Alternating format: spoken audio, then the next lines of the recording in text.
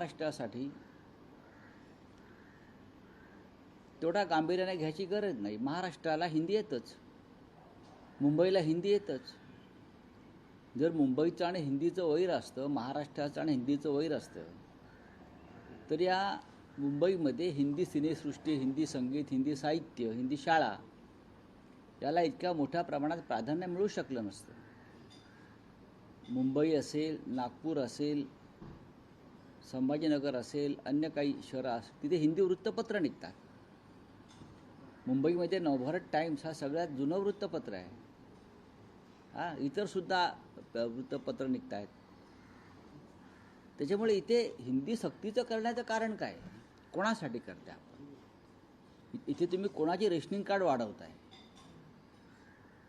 आणि ज्या हिंदीसाठी आपला एवढा देवेंद्र फडणवीस यांचा आटापिटा सुरू आहे, त्या उत्तर प्रदेशमध्ये गेल्या 2 महिन्यामध्ये साधारण 5,000 शाळा बंद पडल्यात. म्हणजे हिंदी भाषिक शाळा बंद पडल्या.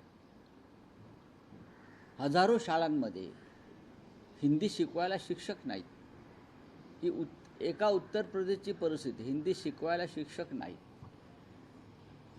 शिक्षकांशिवाय शाळा भरल्या जात आहेत योगींच्या उत्तर प्रदेशामध्ये. मग लखनौ असेल, वाराणसी असेल, आझमगड असेल, अनेक ठिकाणी हे रेकॉर्डवरती आलं आहे.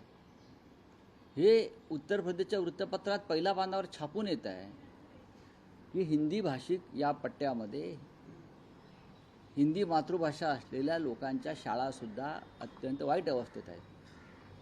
आधी त्याच्यावर काम केलं पाहिजे. नरेंद्र मोदींनी जी काही त्रिसूत्री वगैरे काढली आहे ना, अमित शहानी, आधी उत्तर प्रदेश, राजस्थान, बिहार,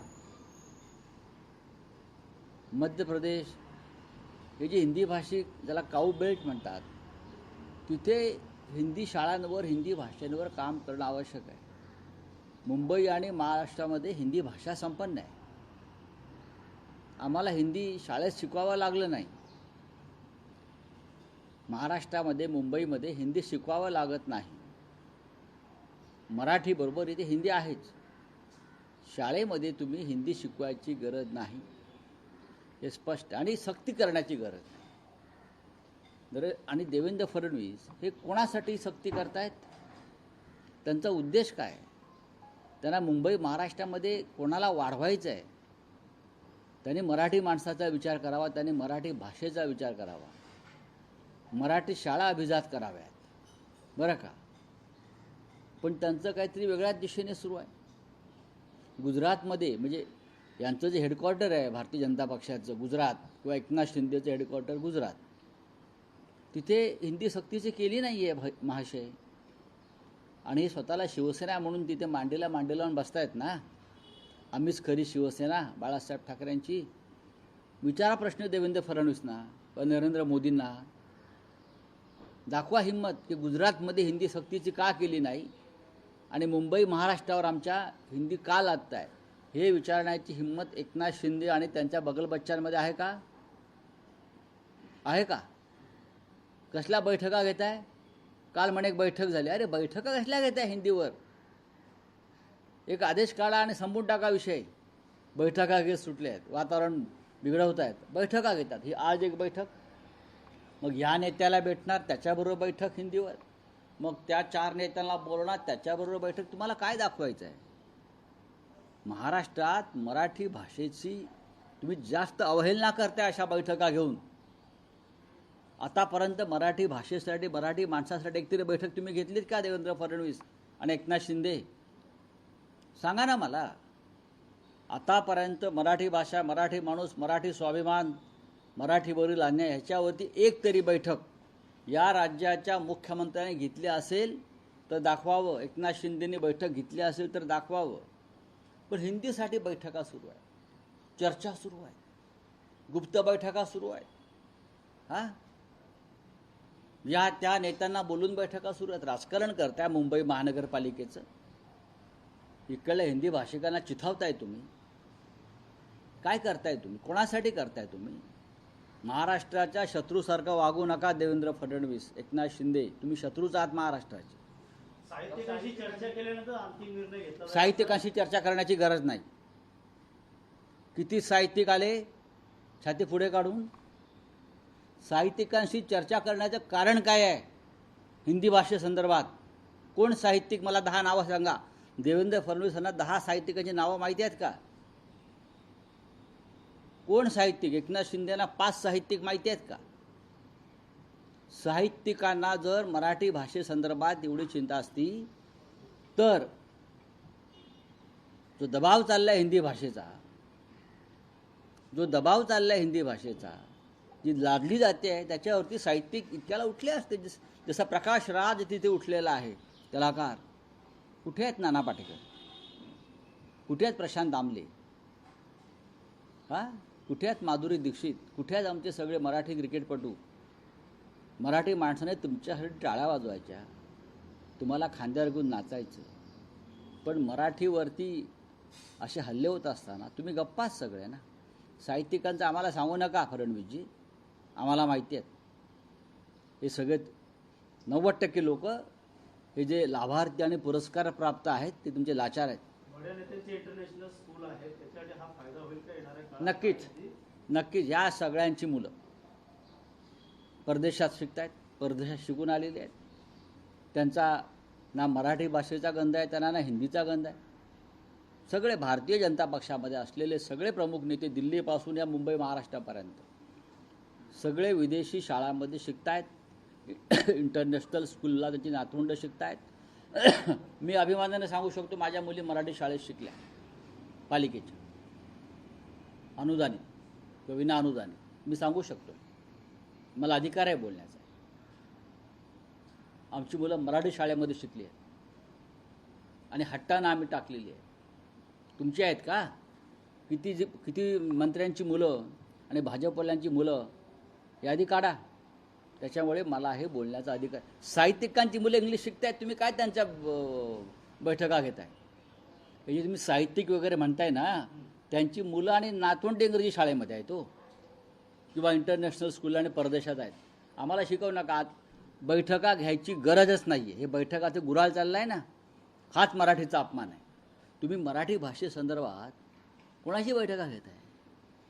मराठीवर आक्रमण करणाऱ्या संदर्भात तुम्ही कोणाची बैठका घेताय आणि का घेताय? काय गरज काय? साहेब, मनसेचे नेते प्रकाश महाजन म्हणाले की जर आता युती झाली नाही तर मराठी माणूस दोघांनाही माफ करणार नाही. आणि संजय राऊत हे सिनियर नेते आहेत. या अगोदर उद्धव ठाकरेंच्या भेटीला बाळा लांजावकर गेले होते. राज ठाकरेंना भेटण्यासाठी असं कोण आलेलं आहे? योग्य वेळी निर्णय होतील एवढंच मी सांगेन. राजकारणामध्ये एक योग्य वेळ येते आणि त्या वेळेला सगळ्या गोष्टी होत असतात. अमेरिका को घुटने पे ला दिया, अमेरिका ने सीज फायर करा, किस तरीके से देखते हो? देखिए, बात ऐसी है भाई, ईरान ने, इजराइल हो, अमेरिका हो, मैं ये नहीं कहूँगा कि किसको घुटने पे लाया है, लेकिन एक देश का और राष्ट्र का अभिमान और स्वाभिमान और हिम्मत क्या होती है, जिगर क्या होती है, ये ज़रूर ईरान ने दिखाया है. ईरान एक ऐसा राष्ट्र है जो हमेशा भारत देश से इमोशनली जुड़ा हुआ राष्ट्र है.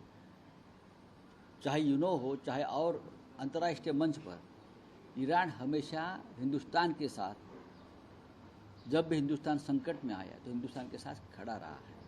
ये भूलना नहीं चाहिए. चाहे कश्मीर का इशू हो, चाहे पाकिस्तान का हो, ईरान हमारे साथ रहा है. तो ईरान ने जो हिम्मत दिखाई है उससे कुछ हमको सीखना चाहिए. हमारे देश के प्रधानमंत्री ने, गृह मंत्री ने, एक देश जो हमसे क्षेत्रफल में छोटा है, लेकिन अमेरिका को नहीं डरा, ट्रंप को नहीं डरा, इजराइल को नहीं डरा, यूरोपियन राष्ट्र को नहीं डरा, किसी को नहीं डरा, और अपने स्वाभिमान के लिए लड़ता रहा, लड़ेगा और जीतेगा. ये आज का उनकी स्थिति है. तो ऐसे देशों के साथ हम भी इमोशनली, हमारा देश भी हमेशा जुड़ा हुआ है. डेफिनेटली लेनी चाहिए, घुटने नहीं टेकने चाहिए ना. जब पाकिस्तान के साथ हमारे आर्मी लड़ रही थी और जीतने के कगार पर थी, जैसे हम टीवी पे देख रहे थे, कराची, इस्लामाबाद, लाहौर, हाँ, ये सब चल रहा था जीतने के बाद, तो पीछे क्यों हटे? तो ईरान के नेताओं का जो जज्बा है वो काबिल तारीफ है। ट्रम्प ने हिंदी शक्ति को लेकर फायर हो गया है हाँ? और ट्रम्प ने कहा एक तरफ सीज फायर हो गया है, वही ईरान कह रहा है कि ऐसा कोई समझौता नहीं हुआ है। तो ये तो बहुत बड़ी बात है ना। हमारे बारे में जब ट्रम्प ने कहा तो हम चुप बैठे, लेकिन ईरान चुप नहीं बैठा है। यही एक राष्ट्र की आत्मा होती है जो जागती है, और हमारे राष्ट्र के ऊपर हमला होता है तो हम चुप नहीं बैठेंगे, ये विश्व को दिखाते हैं। हिंदी का मास्टर कहा गया है फडणवीस को आपके सामने। देखिए, सर शक्ति ये सिर्फ महाराष्ट्र में होनी चाहिए, पूरे भारत में होनी चाहिए, आप किस तरीके से समर्थन करोगे इस चीज के लिए? देवेंद्र फडणवीस और यहाँ जो अपने आप को शिवसेना मानने वाले डुप्लीकेट लोग हैं, एकनाथ शिंदे जैसे, उसने नरेंद्र मोदी जी को ये सवाल पूछना चाहिए, जो हिंदी भाषा की जो हमारे स्कूलों में ज़बरदस्ती की जा रही है, वो गुजरात में क्यों नहीं? मुंबई और महाराष्ट्र को हिंदी सिखाने की ज़रूरत नहीं है। यहाँ तो हिंदी का कारोबार चलता है, मुंबई से, लखनऊ से ज़्यादा मुंबई में चलता है, आपको मालूम होगा। यहाँ सबसे बड़ी हिंदी फिल्म इंडस्ट्री यहाँ से शुरू होती है, संगीत यहाँ से शुरू होता है, हिंदी गाना यहाँ से शुरू होता है, हिंदी के बड़े बड़े अखबार मुंबई से निकालते हैं। तो हमको हिंदी सिखाने की ज़रूरत नहीं है, सख्ती करने की ज़रूरत नहीं है। गुजरात में जाइए, नरेंद्र मोदी और अमित शाह ने कहा है कि मैं गुजराती हूँ, हिंदी नहीं हूँ। यह अमित शाह की भाषा है। मैं गुजराती हूँ, हिंदी नहीं हूँ, हम लोग नहीं कहेंगे। हिंदी है वतन हमारा, हिंदुस्तान हमारा, ये कहने वाला ये महाराष्ट्र राष्ट्र के प्रति समर्पित है। किसी भाषा के प्रति हमारी नफरत नहीं है। हम हिंदी से प्यार करते हैं, करते रहेंगे। हम जब दिल्ली में जाते हैं, मुंबई से बाहर जाते हैं, तो पूरे व्यवहार हम हिंदी में करने की कोशिश करते हैं, चाहे नॉर्थ हो या वेस्ट हो। लेकिन दबाव की राजनीति आपकी जो है, वोट की राजनीति चल रही है। मुंबई महानगर पालिका चुनाव में आपको जो वोट चाहिए, इसलिए आप ये हिंदी भाषा का ये पॉलिटिक्स कर रहे हैं। गुजरात में करिए, गुजरात में। बारामती अगर किसी को पूर्ण पॅनल जे आहे ते माळेगाव सहकारी कारखाना जो आहे त्यावर निवडून आले. अजित पवार देखील बहुवर्ग गटातून निवडून आले. बघा, अजित पवार जिंकले याला काय फार मोठं महत्त्व मानण्याचं कारण नाही. सत्ता आहे, पैसा आहे, रात्रभर बँका उड्या ठेवल्या, राज्याचे अर्थमंत्री 15 दिवस महाराष्ट्राला वाऱ्यावर सोडून बारामतीत बसले. धाक, दहशत, पैसा याचा वापर राज्याचे अर्थमंत्री, उपमुख्यमंत्री असलेले गृहस्थ 15-20 दिवस गावात जाऊन बसतात. या सगळं काही आलं ना. माळेगाव कारखान्याचं चेअरमन व्हायचं आहे उपमुख्यमंत्र्यांना काय, आणि इथे शेतकऱ्यांच्या तोंडावर मारायला पैसा नाही आणि 500 कोटी रुपये घेऊन येणं म्हणतात कारखान्यासाठी. अशा प्रकारचे लोक या राज्याच्या मंत्रिमंडळामध्ये आहेत आणि देवेंद्र फडणवीस यांच्या मांडीला मांडी लावून बसतात. 500 कोटी रुपये तुम्ही कुठून आणणार आहात? आपल्या खिशातले आहात आणणार आहात की नरेंद्र मोदींच्या खिशातले घेऊन येणार आहात? तेवढं कळवा. तो फडणवीस ने कहा है कि महायुति में कोई स्पीड ब्रेकर नहीं है, अगर कोई किसी के साथ जुड़ रहा है तो वो उनको प्लस पॉइंट उनकी बात है, उनकी बात है.